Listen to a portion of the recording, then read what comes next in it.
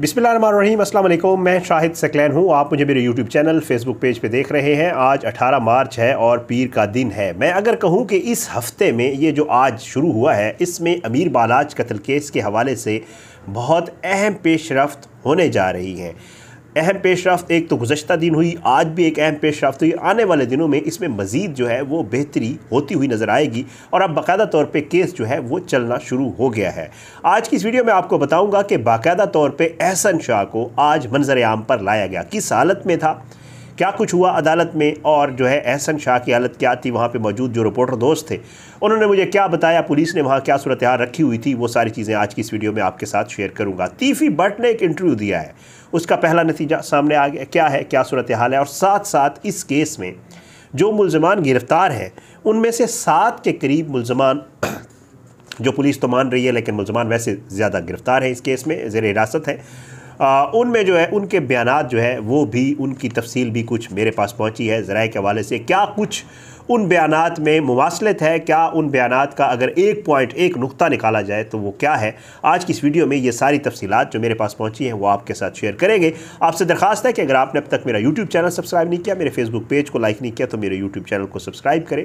Facebook page पर videos upload होती हैं, फेसबुक पेज को फॉलो करें, वीडियोस को देखा करें, लाइक किया करें, शेयर किया करें और अपना फीडबैक कमेंट की सूरत में या सोशल मीडिया मैसेजेस की सूरत में ज़रूर दिया करें। बहरहाल जी, सबसे पहले आपको सबसे बड़ी खबर, जो आज की सबसे अहम खबर थी, वो देना चाहूँगा। मेरे पास इस वक्त जो है 2 चीज़ें मौजूद हैं जो मैं आपको दिखा भी दूँगा। एक तो मेरे पास मौजूद है, इसको कहा जाता है पर्चा रिमांड। ये वो होता है जब कोई भी पुलिस किसी मुल्ज़िम को अदालत में पेश करती है तो वो अपने साथ पर्चा रिमांड लाती है, यानी मुल्ज़िम का उन्होंने रिमांड लेना है और उसकी क्या बेसिस है। ये पर्चा रिमांड आपको दिखाऊंगा, आपको पढ़ के सुनाऊंगा पुलिस ने क्या कहा अदालत में। और फिर उसके बाद मेरे पास ये कोर्ट का आर्डर भी पड़ा हुआ है जिस कोर्ट में पेश किया गया था। ये दोनों चीज़ें मेरे पास मौजूद हैं, पढ़ के सुना दूंगा। लेकिन इससे अहम चीज़ और इससे बेहतरीन चीज़ जो है आगे चल के आपको बताता हूँ कि आज जब एहसन शाह को अदालत में पेश किया गया तो वहाँ माहौल कैसा था। ये तो टीवी पे रिपोर्ट नहीं होता, तो मैं आपको बताऊँगा। बहरहाल जी, और इसके अलावा 7 जो मुल्ज़मान हैं उनके मेरे पास ये पड़े हुए हैं, तफसीलात हैं कि उनके बयानात में क्या कुछ सामने आया है। ये भी आपको ज़रा इनमें से एक मुमासलत निकाल के दिखाऊँगा कि इनके बयानात में क्या कुछ जो है मुश्तरका है और इस पे केस में आगे होने क्या जा रहा है। तो भाई सबसे पहले ये है जी, सरकार बज़रिया अमीर मसअब वल आरिफ सकना जो भी है, बहरहाल ये अमीर मसअब भाई है अमीर बालाज के, उनकी उसमें जो है पुलिस लाई थी और ये बाकायदा ज़िला लाहौर की organised crime unit south Lahore SP साहब की तरफ से पर्चा रिमांड था, जिसमें बनाम एहसन रज़ा वल सैयद मुज़फ़्फ़र शाह एहसन शाह है। इसमें है जी कि मज़कूरा मुल्ज़िम मुकदमा उन्वान में बयानात 161 ज़वाद फ़े में नामज़द है। बताया गया कि ये मुल्ज़िम जो है ये ज़िमनी बयान में इसको जो है नामज़द किया गया था। मुल्ज़िम मज़कूरा को मुअर्ख़ा 17/3/2024 को मुकदमा अनवान में गिरफ़्तार किया गया। आपको ये भी मैंने बताना था कि एहसन शाह की बाकायदा पुलिस ने गुज़श्ता रोज़ गिरफ़्तारी डाली है। हिरासत में था लेकिन पुलिस ने गिरफ़्तारी डालना बाद में होता है कि गिरफ़्तार कर लिया है। ये भी इन्होंने यही लिखा है कि हमने कल गिरफ़्तार किया उसको 17 को। और मुल्ज़िम मज़कूरा से मज़ीद तफ्तीश और मकतूल बालाज अमीर के कत्ल के लिए मालूमात फ़राहम करने के एवज़ वसूल की गई रकम की बरामदगी किया जाना मकसूद है। हमने इससे रकम रिकवर भी करनी है और तफ्तीश भी करनी है। लिहाजा इस्तदा है कि मुल्ज़िम मज़कूरा का रिमांड वापसी जिस्म 10 यौम मंजूर फरमा कर जिस्म मुल्ज़िम हवाला पुलिस किया जाने का हुक्म सादम फरमाए। ये है कि जी 10 रोज़ का जिस्मानी रिमांड दिया जाए और इसमें जो है यही चीज़ें हैं कि हमने तफ्तीश भी करनी है। और इन्होंने 10 दिन का मांगा।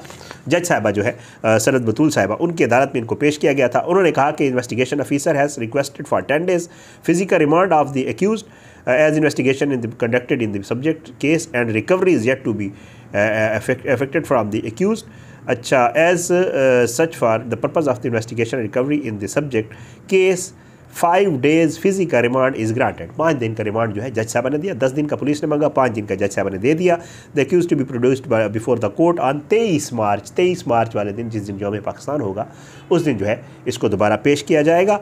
और copy of this order to send to the, जो भी है सेशन जज और अनाउंस्ड, जो भी ये एक पूरी प्रोसेस की कार्रवाई होती है उसका लिखा हुआ है। पहले तो जी सबसे बड़ी खबर ये है 5 दिन का जिस्मानी रिमांड मिल गया। अब अदालत में क्या कुछ हो वो आपको बता देता हूँ, फुटेजेस में कुछ दिखा भी देता हूँ। जब इसको अदालत में लाया गया तो वहाँ पर हमारे साफ़ी दोस्त मौजूद थे। वो ये बताते हैं कि उस वक्त ऐसे हो गया जैसे कर्फ्यू लग गया हो।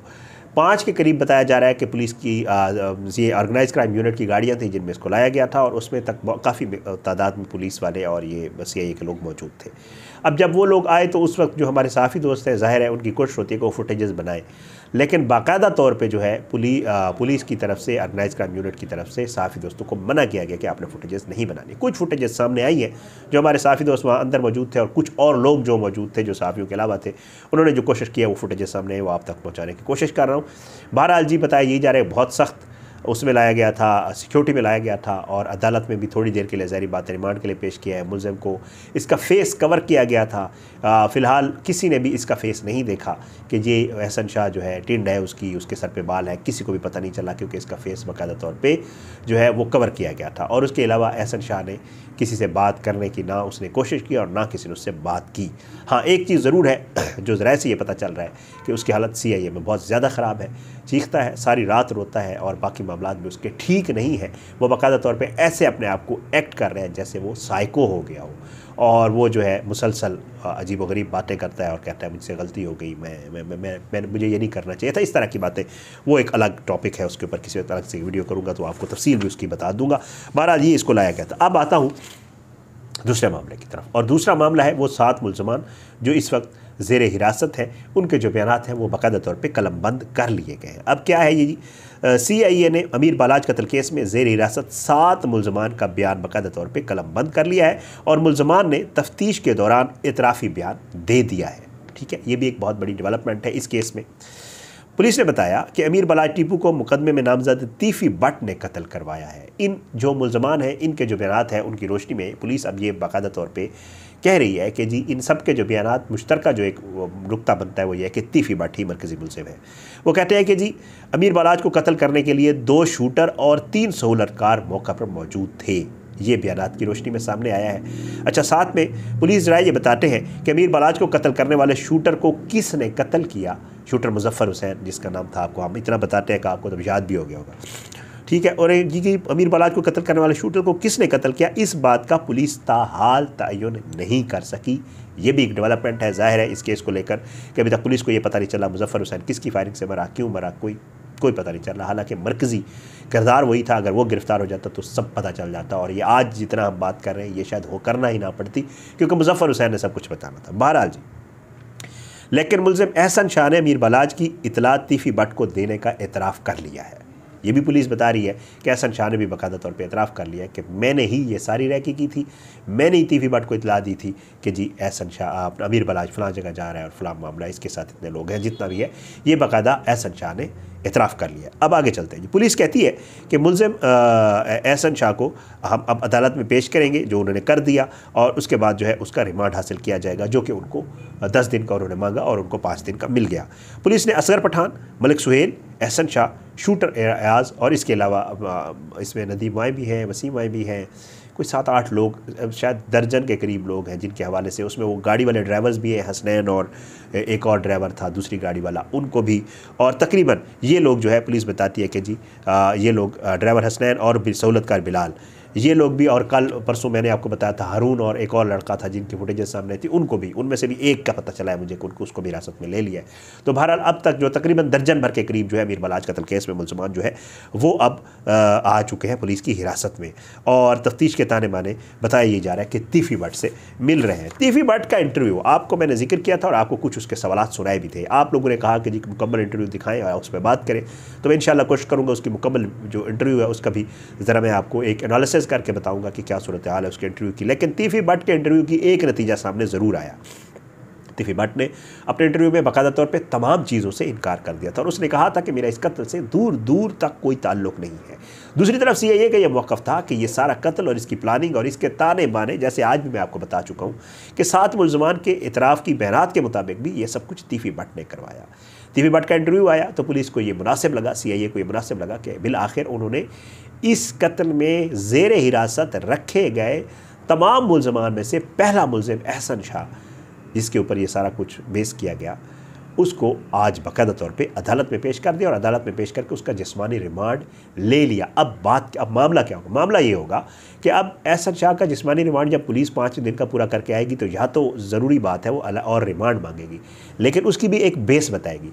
उसमें पुलिस ने एक प्रोग्रेस रिपोर्ट देनी होती है और वो ये बताना होता है कि हमने पिछले रिमांड में ये रिकवर किया है और मुलज़िम ने ये बताया है, अब इसलिए हमें अगला रिमांड चाहिए। अब उसके ऊपर डिपेंड करता है, जो भी चीज़ सामने आएगी आपको बताएंगे।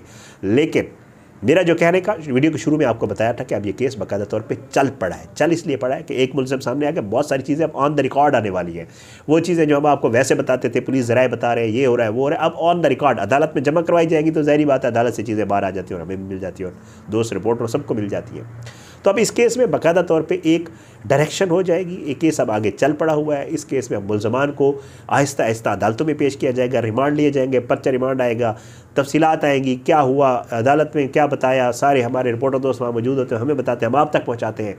तो इस तरह वो चीज़ें जो टीवी और मीडिया के ऊपर नहीं आ रही, वो अब बाकायदा तौर पे सोशल मीडिया और टीवी के ऊपर आना शुरू हो जाएंगी। तो ये एक अच्छी, मैं तो कहता हूँ, पेशरफ्त है इस केस में, और बड़ी अहम पेशरफ्त है कि आज एक मरकज़ी मुल्ज़िम जिसको गर्दाना जा रहा है, FIR में उसका नाम नहीं है, ज़िम्नी में डाला गया, बट ये है कि उसको बाकायदा तौर पे आज अदालत में पेश कर दिया गया है। तो ये बहुत बड़ी बात थी। इंशाअल्लाह इस केस के हवाले से, मज़ीद केसेस के हवाले से कोशिश होगी कि जो भी डेवलपमेंट सामने आए आपके साथ ज़रूर शेयर किया करें। आप अपनी दुआ में हमें याद रखा करें जी। अल्लाह पाकिस्तान का हमें नासिर उसके खिलाफ साजिश करने वालों को सलामत करे, ज़ालिमों को इबरत के निशान बनाए, मुस्लिमों को इंसाफ मिले। अगली वीडियो में इंशाअल्लाह मुलाकात होगी। पाकिस्तान जिंदाबाद। अल्लाह हाफ़िज़।